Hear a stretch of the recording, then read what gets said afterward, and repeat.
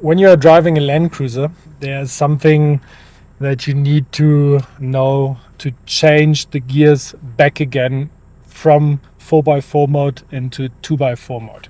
So that can sometimes be a bit tricky if you don't know exactly what you're doing, because it has a complete manual gearbox and a complete manual transmission. It sometimes can happen that gears still have tension on each other, and in this way the gear lever is a bit stuck to get out. But there's a few little things that you can do, and then it's not going to be a problem. First of all, as soon as you change from low 4 into high 4, always do it with a stationary car.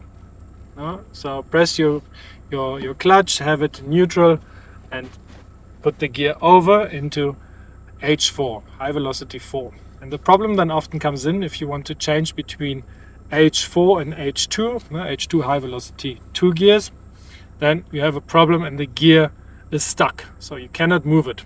This is because there's tension on the gears preventing you from moving this gear to lever to the front. And you can press as hard as you want, it won't come out. So these are the things that you need to do. One method to get your 4x4 gear lever unstuck from the H4 into the H2 position is that you normal driving gear into reverse and just on a straight line drive a few meters to the back.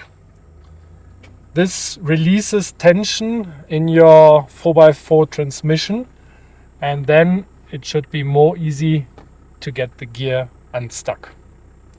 If that doesn't help, what you can also do is drive a little bit in your first gear to the front.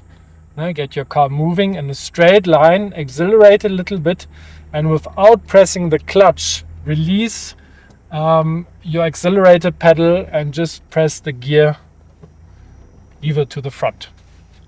This is the second scenario how you can get your gear out.